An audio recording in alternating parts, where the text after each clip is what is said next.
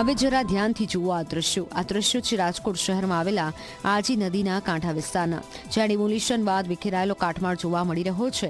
કાટમાળના ઢગ જોતા ફરી એકવાર ચોમાસા પહેલા પૂરનું સંકટ સર્જાઈ શકે તેવું સ્થાનિકોમાં ભય જોવા મળી રહ્યો છે. શહેર જંગલેશ્વર વિસ્તારમાં થયેલા ડિમોલિશનની 3 મહિના પહેલા સમય વીત્યો છે, છતાં હજી સુધી કાટમાળને હટાવવામાં નથી આવ્યું. કમસે કમ 2000થી વધુ મકાનનું ડિમોલેશન કર્યું છે. તેનો મલબો મહાનગરપાલિકાના પદાધિકારીઓએ એમ કીધેલું હતું કે અમે આવડો આ મલબો જે રહ્યો એ 7 જ દિવસની અંદર અમે ખસેડીને બીજી જગ્યાએ એને ટ્રાન્સફર કરી દેશું કે એટલે એની વ્યવસ્થા કરી દેશું. પણ 3 મહિના આ ડિમોલેશનને 3 મહિના થયેલા હોવા છતાં આજની તારીખમાં એ મલબો એમનેમ છે.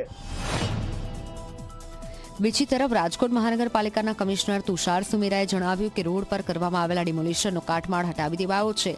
નદીના પટમાં રહેલો કાટમાળ દૂર કરવા માટે એજન્સીઓને કોન્ટ્રાક્ટ અપાશે અને જલ્દી તેને દૂર કરાશે. ઘણા પેલા ઉપર અમે કામ કરતા હોઈએ છીએ અને દરેક વિભાગનું હોય છે, એટલે we cannot arrive at single amount at this point. પણ બાય એન્ડ લાર્જ અમારો મે મહિનો અને મિડ જૂન સુધી અમારો ફોકસ એ મોન્સૂનની તૈયારી ઉપર બહુ જ વધારે હોય છે.